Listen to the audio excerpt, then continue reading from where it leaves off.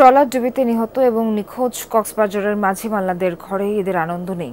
তাদের স্মৃতি ভুলতে পারছে না স্বজনরা। উপার্জনক্ষম ব্যক্তিকে হারিয়ে চরম অনিশ্চয়তা এসব পরিবার।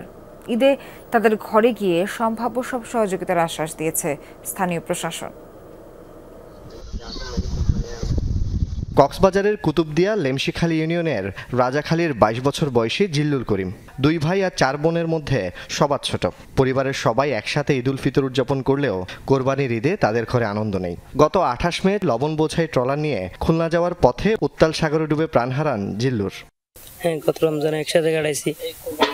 কোরবানটা এটা তো অনেক দুঃখের বিষয়, এটা অনেক কষ্টের মনে কাটবে আর কি। আমার ছোট ভাইকে অনেক ভালোবাসতাম, সেজন্য বলার মতো কিছু নেই ভাই। আর মারা আছে আর দেখে আর অবস্থান দহন করতে আল্লাহর কুমাসে মরি। জিল্লুর করিমের মরদেহ দুদিন পর পাওয়া গেলেও এখনও নিখোঁজ একই ইউনিয়নের মোহাম্মদ রুবেল ও উত্তর ধুরুং ইউনিয়নের মোর্শেদ আলম। বাবার স্নেহ মমতা থেকে বঞ্চিত তাদের সন্তানরা। পুরো পরিবারের ভবিষ্যৎও অনিশ্চিত।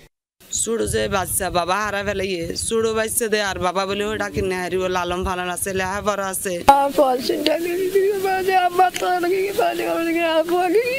আর যদি মুর্দা গান আনির যদি গাঁড়াত ফেলতাম তার বাদ জীবনে বাফর খবর হয়ে সাইড ফেলতে এখন ইয়ানো করি না ভাই। ট্রলারে ৮ জন মাঝি মাল্লার মধ্যে ৫ জন উদ্ধারের পর বাড়ি ফিরেছেন। তাদের স্বজনদের অভিযোগ, বঙ্গোপসাগরে ৩ নম্বর সতর্কতা সংকেত থাকার পরও মাঝি মাল্লাদের খুলনায় যেতে বাধ্য করেন ট্রলার মালিকরা। জিডি করায় দিচ্ছেন নানা হুমকি ধামকি। 2 দিন 2 রাত আমরা বাসার পরে সকালে আমাদেরকে একটা জেলের নৌকায় পাইছে। কোম্পানি বলতে আমার বোট যাইতে হবে, আমার বোট যাচ্ছে, তোমাদের থেকে যাইতে হবে।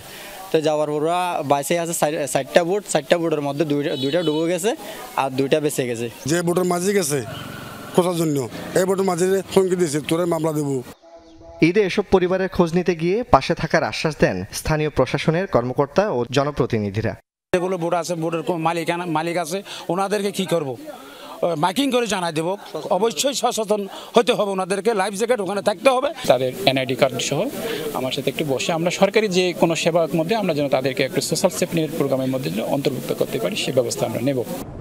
গত ২৮ মে চট্টগ্রাম থেকে লবণ বোঝাই ট্রলার নিয়ে এফবি উম্মে হাবিবা খুলনা যাওয়ার পথে ভাসানচরে ডুবে গেলে হতাহতের ঘটনা ঘটে।